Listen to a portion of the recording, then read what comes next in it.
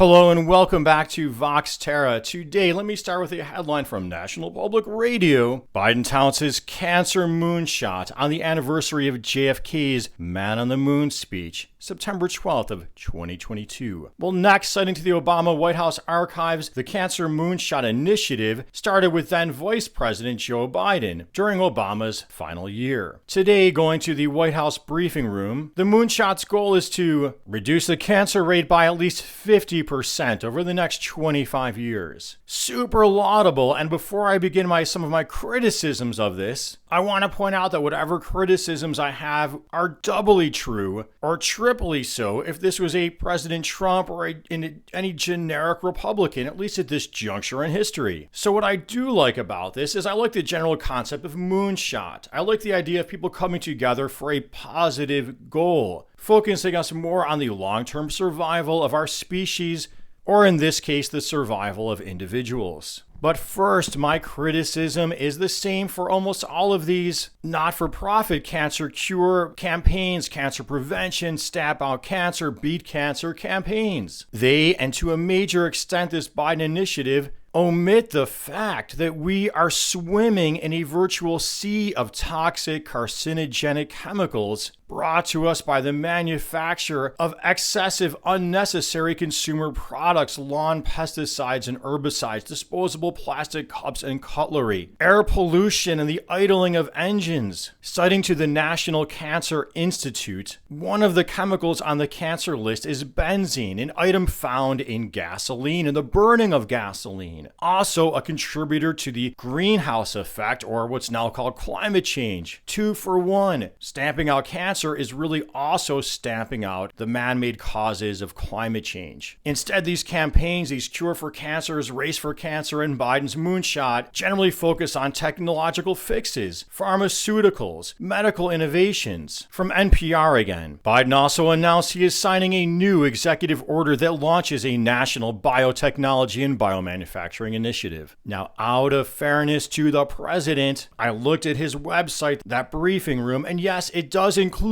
just not emphasize, bringing the EPA to the table. Not only looking for treatments and cures and better detection, but also prevention. By one, they mention technological fixes again, like an RNA-based solution, but also reducing exposure. Here they mention cleaning up polluted cities and delivering clean water. So I'm thinking maybe they're talking about all the PFAS chemicals found in our water supply now, or that could be if people were looking for them. But even while they mention chemical pollutants in a roundabout way, the emphasis seems to be on getting better filtration systems, cleaning up messes that were made, but not reducing the level of chemicals we're just, in my opinion, unnecessarily pumping this biosphere full of. No mention of banning lawn pesticides or restricting engine idling while people sit there checking their smartphones, just running their engine, burning gas. Disposable cups at drive-thrus. Well, what is going on with our media, these not-for-profits, the Biden administration, the Republicans for that matter, that all the focus is on pharmaceuticals and cures and tech, but so little on reducing these microplastics, all these chemicals that are being produced. Number one, underexamined, underexposed, but out there are the millions of dollars going to candidates from the chemical manufacturers. Just look at Open Secrets in the millions. And as with fossil fuels, more of it goes towards the Republicans. But so too underexamined, underexposed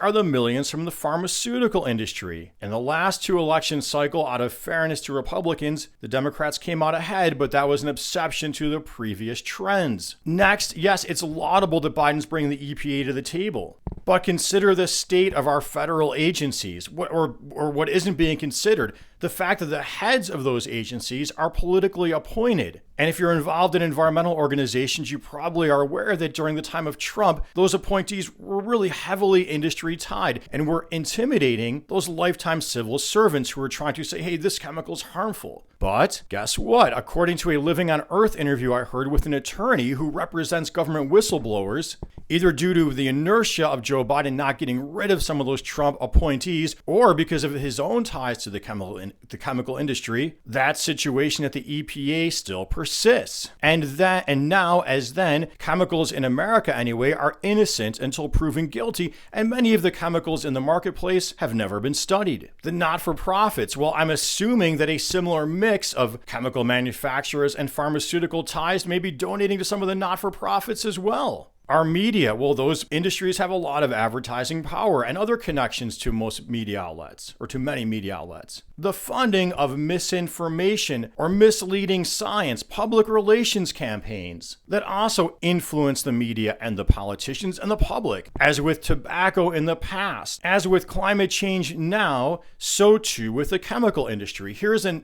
interesting title underreported from the Environmental Working Group. Monsanto paid chemical industry front group to claim cancer-causing Weedkiller safe and attack its critics, court documents reveal. Well, by them publishing that, they are risking getting sued, so I better believe that's not fake news. Next, consider the power of what I call associative image advertising or associative advertising. The advertisers play on people's subconscious, people who thinking they have more free will than they really do. So, for example, you might see a lawn pesticide or herbicide truck with a pretty picture of so-called beautiful, if that's your beauty standard, perfectly manicured lawn and children or a dog playing on it, without a big warning picture like cigarettes are required to put on it, warning about the possible carcinogens and chemicals in that mix. Now, as I already mentioned, these same criticisms would hold true, only more so for Republicans, for the Republican Party, that is. More donations coming from the chemical industry. And as Union of Concerned Scientists claimed under Trump, more attacks on scientists or more intimidation of them at the federal level. More silencing of information. And their general strategy, their general solution to almost any societal problem is tax cuts for the wealthy and large corporations and deregulate environmental protections. And in general, they wouldn't consider a big moonshot initiative because they would complain about big government. But that's often just an excuse to give these, what I call the reckless elements of the business community, more power in our society. So I hope now the next time you hear about a stamp out cancer, you consider, why aren't they also talking about our exposure to all these chemicals in the marketplace? Why aren't we also talking about changing the nature of this economy that's based on buy, sell, buy, need it or don't, with little direction or rhyme or reason? Well, hey, I hope you found this video interesting, helpful, insightful. If you did, please make sure you are subscribed to my channel. You have clicked that notification bell. You are commenting, liking, sincere constructive criticism, always welcome. Thank you to those few of you who have donated to Patreon, Bella Grissi and Environmental Coffee House. And until next time, and as always, peace be with you.